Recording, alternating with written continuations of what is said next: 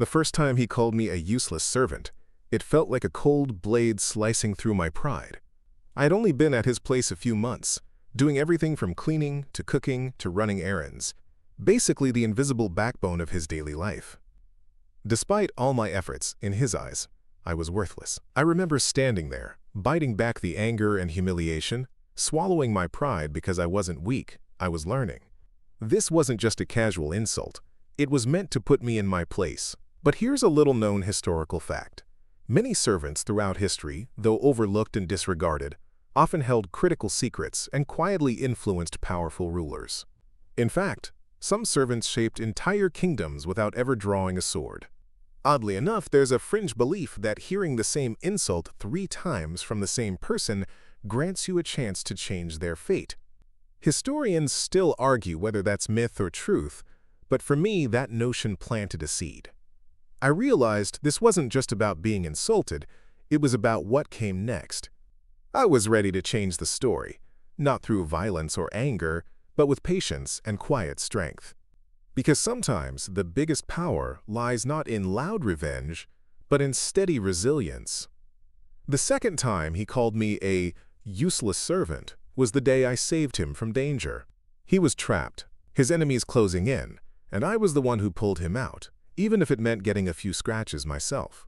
I thought maybe, just maybe, he'd feel grateful or at least relieved. Nope. Instead, in front of everyone, he spat the words again. Useless servant, only making things worse. That voice, dripping with disdain, hit me harder than any physical wound, but instead of lashing out, I chose silence, watching, waiting. This was my lesson in power, the power of calm and observation. Here's something interesting. In many cultures, servants were not only helpers but also protectors, the eyes and ears of the household. Some historical records show servants who saved their masters' lives in secret, wielding influence behind closed doors. That contrast between how they were treated and the power they held fascinates me. Historians still debate whether servants truly held sway or were simply pawns, but the fact remains, I knew I wasn't useless. Patience and wisdom were my weapons. One day I would make sure he saw that too. By the third time, when he called me a useless servant, something inside me finally snapped, but not in the way he expected. I wasn't going to respond with anger or tears. Instead, I let the words roll off me like water over stone. I realized the power wasn't in fighting fire with fire, but in turning the tide quietly and deliberately. You see, throughout history, servants have often been underestimated precisely because they worked in the shadows. Take the ancient palace servants in Rome, for example. Despite their lowly status, some became advisors and wielded influence over emperors. The irony is delicious. Those once deemed useless became indispensable, quietly steering the course of empires. On the fringe side, some believe that servants who endure repeated insults gain a unique kind of strength, almost supernatural, to change their fate and that of their masters. Historians still argue whether this is mere folklore or rooted in actual social dynamics, but it gives you something to think about next time you're underestimated. At that moment, I decided my response wouldn't come immediately. It would come later, in a way that was undeniable. I was done being seen as nothing. The seeds of my plan were planted, slow, patient, and impossible to ignore. After the third insult, I started to observe everything he did, the way he treated others, his habits, and even his weaknesses. You know, sometimes people reveal more than they intend when they think no one's watching. It's a little like how the medieval servants in castles knew every secret passage and hidden treasure, because they were always around, unnoticed. That kind of knowledge is power in disguise. One quirky detail historians love to debate. Some servants reportedly used secret codes or signals, like leaving objects in certain places, to communicate or protect themselves. There's this bizarre story about servants in 18th century France who allegedly hid messages in cakes.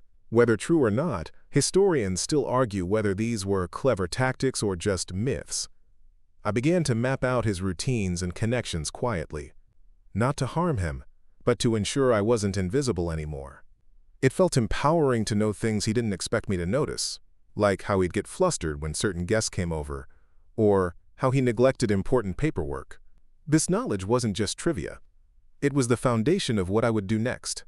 The insult of being called useless was still fresh, but now I held a secret weapon: understanding. And sometimes, knowing when to wait is the greatest strength of all. It wasn't long before I saw the first cracks in his carefully built facade. He was careless, overconfident even, and began making mistakes that no one dared point out to him. I watched as those around him started to lose trust, whispering behind his back. You know, history is full of leaders who fell not because of war, but because of their own arrogance and the quiet undermining by those they ignored. A fascinating fact. The downfall of the infamous King Louis XVI wasn't just due to the French Revolution, but also because his court was riddled with insiders who knew more than they let on. Some say palace servants played roles in leaking secrets, though historians still argue whether their influence was decisive or overstated. On a stranger note, there's a legend about servants in ancient China who practiced silent rebellion. Small acts like swapping spices or switching clothes to confuse their masters. Weird, but it shows that resistance can be subtle and sometimes humorously petty. I didn't join in the gossip or sabotage, but I felt satisfaction watching his empire wobble. The useless servant? No. The one he ignored was quietly becoming the one holding the strings. It was only a matter of time before he realized exactly what he had lost.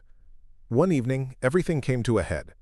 He confronted me again, this time furious because a crucial mistake had come to light, one he'd made but blamed on me. I stood there, silent. No anger, no excuses. You ever notice how the loudest people often crumble fastest when met with calm? It's like that old trick in history where a quiet strategist outmaneuvers a boastful general without firing a single arrow. Think of the story of Sun Tzu, the ancient Chinese military genius who said the supreme art of war is to subdue the enemy without fighting. There's this fringe theory historians debate. Did Sun Tzu's greatest victories come from knowing when not to act as much as when to strike? Either way, patience and observation were key. In that tense moment, I didn't give him the satisfaction of a reaction. Instead, I walked away with steady steps, knowing my moment was near. The power of silence, I realized, is often underrated, like a calm sea hiding a powerful current beneath. That night, as I lay awake, I thought about how history is full of moments where the servant or underdog waited for the perfect time to flip the script. And that moment was coming, just like the dawn after the darkest night. The next few days I moved carefully but decisively. I started by quietly gathering evidence of his mistakes, documenting everything with meticulous care. You know, it's funny how the power of a well-kept record is often underestimated. Much like the Domesday Book in 11th century England, a massive survey of land and property that helped William the Conqueror control his kingdom. On a quirky note, some medieval scribes used invisible ink made from natural ingredients, so their records could survive or remain hidden from prying eyes. Historians still argue whether this was widespread or mostly anecdotal, but it shows how documentation can be a secret weapon. I shared these findings with the people who mattered, the ones who had influence and were starting to question his authority. It wasn't revenge, it was justice. The truth has a way of revealing itself, especially when it's laid out clearly and calmly. It felt like reclaiming my dignity one careful step at a time. Looking back, I see now that this quiet revolution was less about him and more about me taking control of my story. And believe me, rewriting your story feels incredibly freeing. As the truth surfaced, I watched the shift around us. His confident smirk began to fade, replaced by nervous glances and forced smiles. You ever notice how when a once powerful figure starts to lose grip, their ego desperately tries to hold on? It's a timeless dance, like the fall of the Roman Empire, where some emperors clung to power through grand spectacles while the foundation crumbled beneath them. Here's a quirky tidbit. Some Roman emperors reportedly used bizarre public games and extravagant feasts to distract citizens from political instability. Historians still argue whether these distractions delayed or hastened the empire's collapse. It's a reminder that appearances can be deceiving. In this modern version, his desperate attempts to maintain control only hastened his downfall. People started distancing themselves, and his allies whispered doubts. I stayed calm, watching the storm quietly pass. It's strange how sometimes the greatest power comes from simply not reacting and letting truth do the work. The moment I'd waited for was near. Justice was no longer just a concept, but a living, breathing reality. Finally, the day came when I faced him one last time, not with anger, but with quiet confidence. He tried to belittle me again, calling me useless for the third time. But this time, his words bounced off like echoes in an empty room.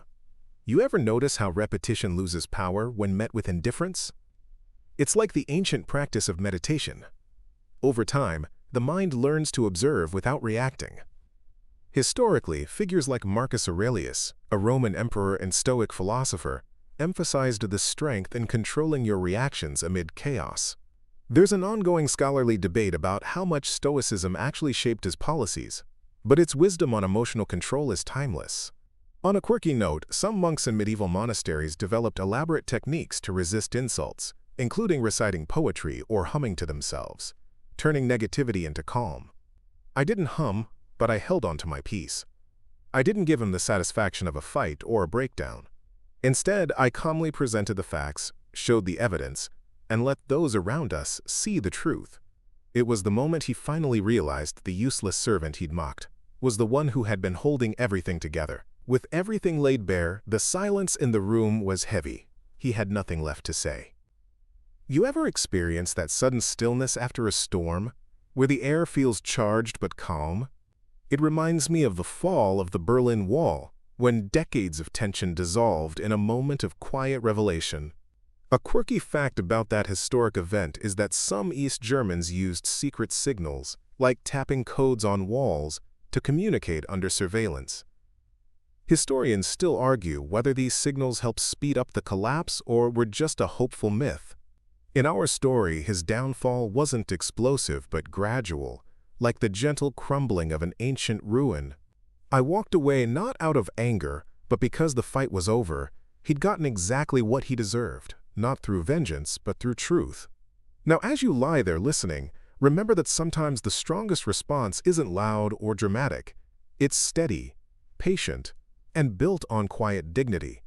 You might not survive every battle with a shout, but with calm persistence, you always survive the war.